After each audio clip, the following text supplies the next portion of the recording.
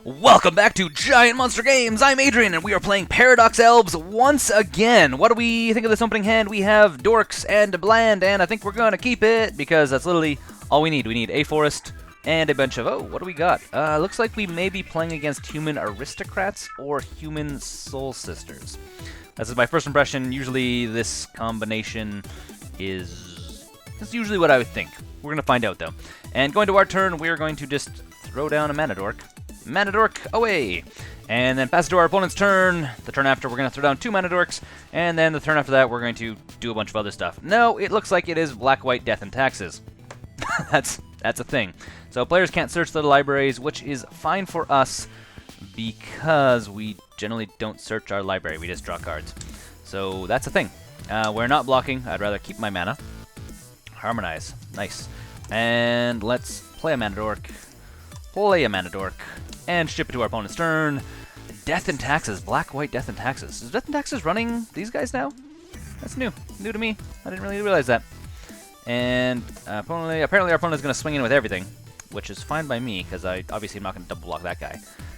So taking 3 damage is okay. And what is our opponent doing? I mean, if he paths us, that's going to suck. Oh wait, it's our attack phase. Apparently I skipped our the beginning of our turn. Just fine, we weren't planning on attacking anyways. So, main combat. So, what do we think? We could either play another Mana Dork and get a Lifecrafter's Bestiary into play. We can't get the Paradox Engine in yet. Or we can get 2... I could have attacked in. Yeah. Oh well. Yeah, we're gonna go this way. So, another Arbor Elf and Druid of the Anima. And ship it to our opponent's turn. If I would have been paying attention, I would have not skipped into my combat step. So, well, that's okay. It's okay. Next turn, we're going to play Paradox Engine, and then I'm not really sure what from there. Maybe Lifecrafter's Bestiary? Maybe? Possibly? What do we need? Do we need to keep both these guys open? Yeah, we do. I really need to keep him awake as well. Him awake. Alive. Alive is the word I'm looking for here. We're not doing anything. Skip it to our turn. Please don't path. Okay. That's no better. You're gonna grab Paradox Engine now.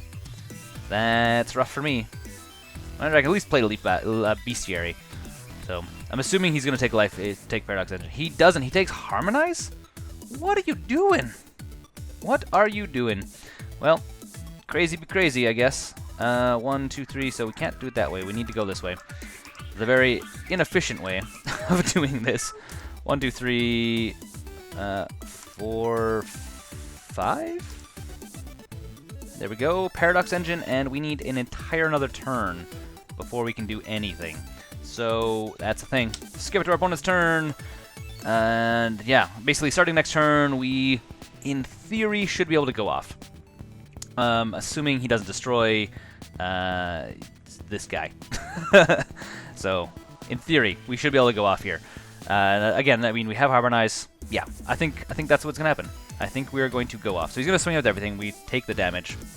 Obviously, we're not doing anything. He doesn't have any. He's tapped out as well. So this is danger, danger for our opponent. I don't think he realizes what's about to happen. So, what do? We play Lifecrafter's Bestiary, which is going to allow us to start drawing cards. And it also allows us to untap stuff. So, let's go this way. Oops. Well, that was dumb. It happens, though. 1, 2, 3, 4, and red. And play our Lifecrafter. Play our Bestiary. Untaps all of our stuff. I'm going to say always yield to this. And we're going to play that card. And then we are going to play what? Might as well play the Visionary. So let's do this in the... Oops, cancel. In the painful way that we have to do these guys. Plus these guys can all get stepped down. Play the Visionary. You go first. Okay. Yes. Draw a Druid of the Anima, which is good. And, yep, that comes into play. We draw another card. Forest. We're not going to play the Forest. We actually need to get the... We could play the Forest. We could, in theory, play the Forest. And, hold on. Cancel this. Because we need to do it this way. This is why I hate Arbor Elf. Ah, and I totally... Oops. Oh well, too late now. Okay, and yeah, there we go. And what do we think? We could play Harmonize, or we could play Archdruid? Yeah, let's play Archdruid. I'd rather get him onto the table for no real reason. And our opponent scoops the match. Okay, does he know what's about to happen? I don't think he... Maybe he doesn't realize. Maybe he does realize. Okay, well, we're going to go to sideboard. Either way, hopefully our opponent won't drop the match like the last one we did, because that sucks. And what do we think? We can probably take out a single Banefire. Actually, no. We're going to leave Banefire in. We will take out our Archdruid, which is nice, but it's going to be a little bit slow for Death and Taxes. And what else do we want to take out to go against Death and Taxes? Well, Crumble to Dust is an okay option. Rapid Vigor may be an okay option as well. We don't have any direct damage. I mean, a lightning bolt would be really nice in sideboard. Obviously, we don't have it. Can't do Madcap. Can't do that. Can't do that. Let's just go Reclamation Sage, and hopefully he throws in some artifact, some sort of hate. I'm not sure what he'd be throwing in. I'm not sure why I actually took that at all. We probably could have literally ran it back the exact same way it was, because I don't think there's anything really strong in our sideboard that we would want to put in against Death and Taxes. And we're going to keep this, because land, elf, more elves, other elves, Heritage Druid elf is always nice. And I don't think he realizes how not handy that is against our deck. Oh well. Our turn. We're going to play this guy and then this guy, and then ship it to our opponent's turn. There you go, opponent. You can take the turn. So our opponent is going to play out this match. I mean, the last game we had, our opponent dropped because he was scared of our elf combo and saw how amazing it is. So he's probably going to grab Lifecrafter's Bestiary. That is the better option out of all of this. Heritage Druid is also really good, but actually, realistically, he has to take Reclamation Sage, because not next turn, but the turn after, we're just going to blow it up and get it back. So, Reclamation Sage it is. Well, I guess, yeah, I mean, that's actually... Putting in Artifact Hate is actually a good idea. I guess it goes against Tidehauler Scholar. The things you learned by accident, because I wasn't paying that close of attention. Yeah, let's just Arbor Elf. And I guess we're going to have to go Heritage Druid as well. And then next turn, we will actually play probably our Bestiary and Druid of the Anima, maybe? I think. Those are probably some good options. We could also, in theory, go... no, we could go on for one. Okay, another Tidehauler Scholar. Interesting. What do we think he's going to grab? He's probably going to grab Joraga, because Joraga is, in theory, more dangerous than Bestiary. Yeah, it's okay. It is okay. And we draw a Llanowar Elves. So, what do I think? If we go 2... Yeah, we're going to go this way. We're going to go the same way we did kind of last round here, where we're going to go bam, bam, bam, bam. And then play our Bestiary. And then ship to our opponent's turn. And starting... Yeah, we're going to our opponent's turn. I don't need to play anymore. Stop asking me to play. Going to our opponent's turn. We're going to see what he does. He needs to start getting some stuff up on us. Otherwise, we are going to start overflowing very quickly here, because we are going to start... I mean, the nice thing about Bestiary, and the reason why we're running 4 of it, is it doesn't just allow us to combo off with our Paradox engine. I mean, every single time right now, if we play our Llanowar Elves, we can just pay a green and get an extra card. So it does replace stuff very quickly, which becomes very dangerous for our opponent, because we're actually just going to be constantly getting card advantage. And we get a Scry. Elvish Mystic, yeah, you can go on top. I'm okay with you, because you're cheap. That's the sole reason why you can go on top. And we are going to... He's going to path our Heritage Druid. So this is our upkeep. Well, I guess we don't have an option. And... Yes? I don't really... Yeah, okay, we'll go for the mountain. I don't really care that it was a... oh, Banefire! Excellent! Okay, well, that's nice to see. Let's go... Llanowar Elves. Can I go always yes? Yeah, okay, it always can yield. Pay green. Yeah, pay green. Yes. We got a Joraga. That's nice.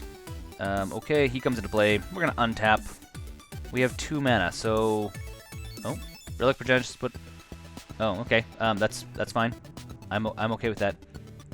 I'm really not that concerned about my graveyard. Okay, let's untap our forest.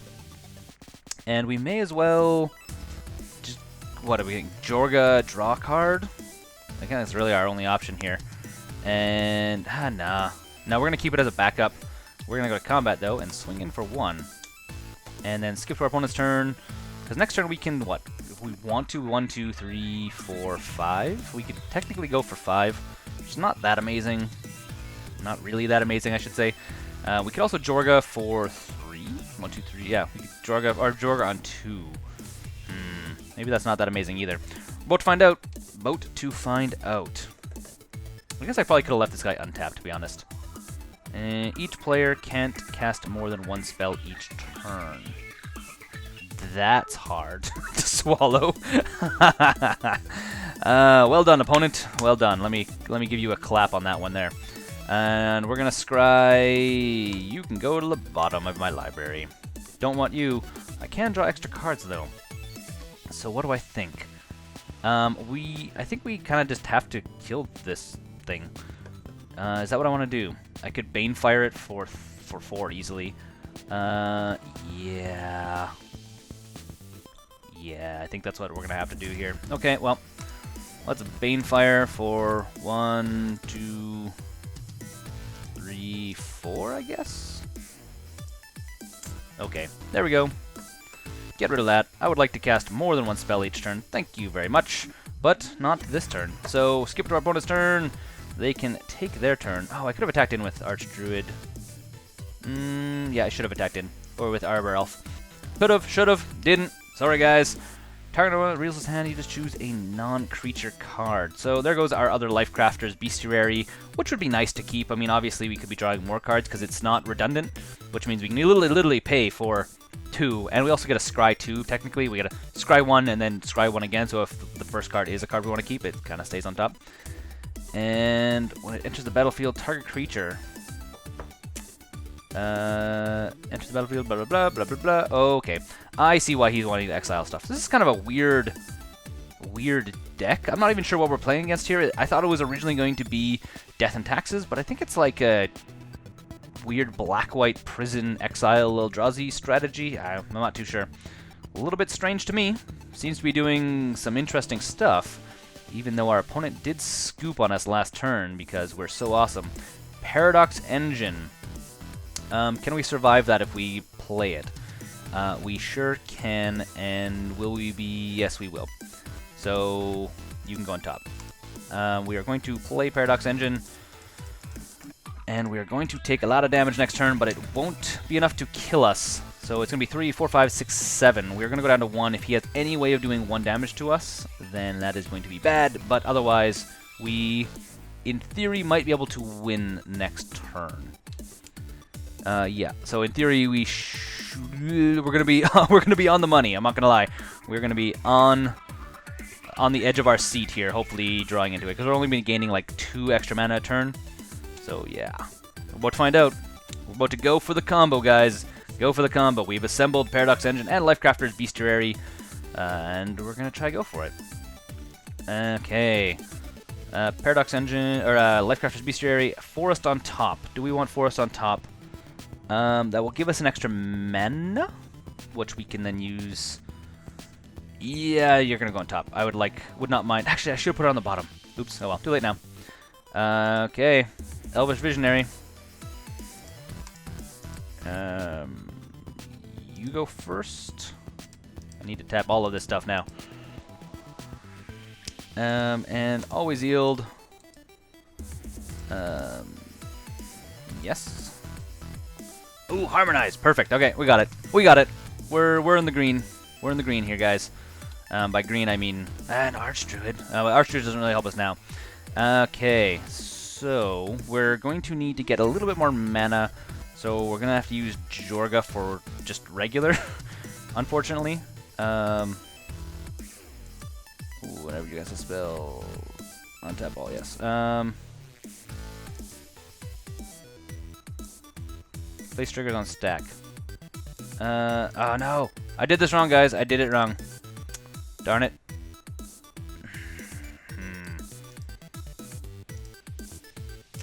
Did I actually just screw myself over? I was supposed to tap my... Oh, okay, we drew Heritage Druid. Thankfully. I was actually supposed to tap my stuff before I actually play the card, so it actually goes into here. So, yeah, so you're going to have to go... Yeah, you can go first. It's fine. Yes. And, oh, we got Banefire. That should be enough to do it. Okay. So that comes into play. We play 1, 2, 3. Yeah, green. 1, 2, 3. And let's play the Archdruid. 1, 2, 3. And our opponent scoops the match. He doesn't know what's coming, but it would have been Banefire after another 3 minutes of me trying to sort out what I'm actually going to play, because it's going to be slowly drawing, slowly playing, slowly drawing, slowly playing, gaining a bunch of mana. We just had to get up to 15, 16 actually theoretically, which would have been very easy, because we could have just played Harmonize and then go for it. So, yeah, that's kind of neat. I mean, I guess our opponent also maybe scooped because he saw that we maybe... Well, I guess he doesn't actually know. He doesn't really know. Oh, no, he saw Banefire. He knows that we're just going to cycle until we draw into Banefire. So that's it. That is Paradox Elves by an impatient opponent. I hope you guys enjoyed this video. Don't forget to comment, rate, subscribe if you like this video and want to see more videos just like it. Until next time, I'm Adrian, Giant Monster Games. Game like a giant monster.